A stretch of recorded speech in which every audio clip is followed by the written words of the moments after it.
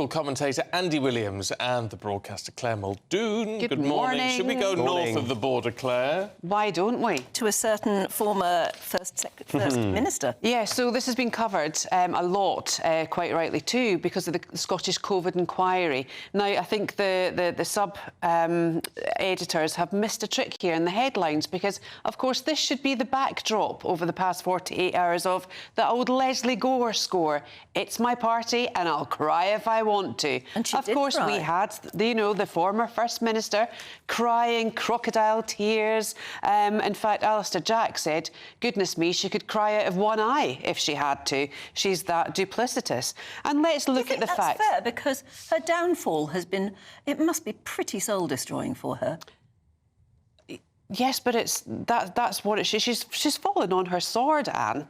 And I think, you know, the SNP are really bad for Scotland. And I wish the Scottish people would wake up and see that. Let's look at the facts. The facts from this inquiry are quite clear. There was an email in July 2020 from John Swinney's account, who was one of the higher echelons, shall we say, of the SNP, signed off by a man called Scott, that the Spanish government would actually block the Scottish move into the EU, and they were worried about that. So for her to say that she didn't make any qualms or any qualms about the fact that the COVID thing was actually great for her, that she could actually push the narrative for independence, she said, no, that wasn't the case at all. Well, it was. We've got the proof, and it's not just that one email, because obviously they were wanting to have their own fiscal bank. Yeah, but why does that one email about... Why does that tie into how she handled the pandemic? I don't see Because that. she actually said subsequently in this inquiry that she didn't think that the push for independence was made during that time, but it was.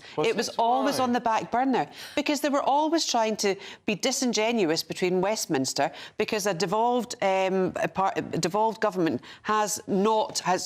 Westminster's got the reserved powers for immigration, OK? But when we're talking about health and social and everything else, but the devolved government has got the control for that, and in some instances tax as well, but not pensions. So there's a few differences, but everyone thought she was a paradigm of virtue during that, getting on her wee soapbox and giving out, you know, this is what we're going to do.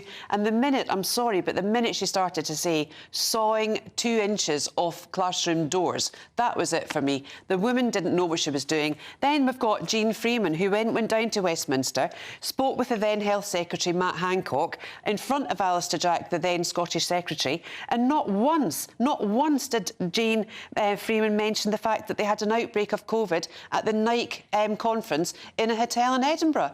They keep things to themselves. They lie. But she They're gave the impression very well, didn't she, throughout the whole of lockdown, that they were doing much better than we were. But they weren't. No, but she gave us the impression incredibly well. How can you trust someone like that? Well, and also she looked in control compared to Boris Johnson at the time, who was not in control. She was always first out with a press conference, wasn't she? She benefited from being let's be fair to her, being a very good communicator, being a very good presentational person. I don't think you can be fair to her, Andy. She's driven Scotland into the absolute ground. Education's fallen off the cliff. Health and safety has gone by the wayside. I mean, there's now... Dundee used to be famous for jute, jam and... journalism. It's now famous for junkies, I'm afraid, because the rise in the epidemic of addiction and drugs is vehemently higher than the rest of Europe. And she always wants to be part of Europe, so maybe that's the comparison she wants. Well, there are plenty of people north of the border who would disagree with you.